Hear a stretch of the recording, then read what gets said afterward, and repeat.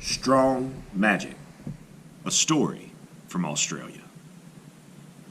Long, long ago, there was a boy who had no mother or father. He lived with his tribe and was often very naughty. "That boy," they would mutter angrily. "He's a lazy, good-for-nothing who never does as he's told. He won't work. He's up to all sorts of tricks." When the dry season came, there was no water in the streams, rivers, and ponds, and the people had to walk a long way to the boreholes for drinking water. The boy didn't like walking. He stayed in the camp, and when the water carriers came back, he would beg them for a drink. They always gave him one, but soon the time came when they were really angry with the lazy boy. "Go and get your own water," they shouted, and they hid their water bowls. One morning, when the men went off hunting and the women and children went to dig for roots to eat, the boy was left alone in the camp. He played around for a while, but began to feel really thirsty. He looked in the usual places for the water bowls, but they weren't there. Eventually, he found them hidden under a bush and had a good, long drink. Then, he thought of a naughty trick. "I'll hide the water bowls where those mean people won't be able to find them. Then I can have a drink whenever I like," he said to himself. One by one, he carried the full bowls of water to a small gum tree.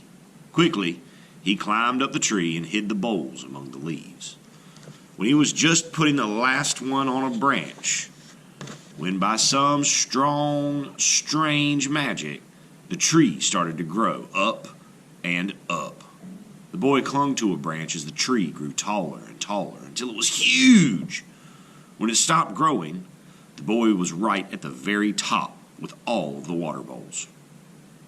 In the evening, when everyone came back to the camp, they all wanted a drink. But when they looked under the bush, they found only a few empty water boys. "It's that boy!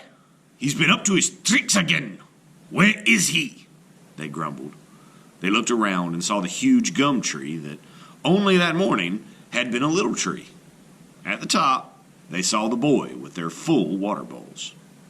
"Bring down our water at once!" they shouted. "If you want your water, you'll have to come and get it," the boy shouted back. Two young men began to climb the tree. When they had almost reached the boy, he wailed and moaned with fright. One of the men stretched up to grab him, but as the boy tried to get away, he slipped and fell down the tree. Bump, bump, bump, bump, bump, bump, right down to the ground.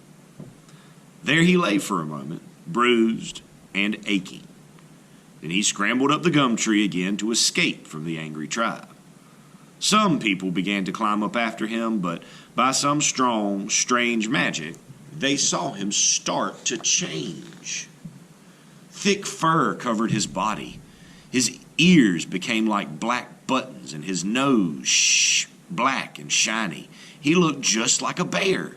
He had turned into the very first koala.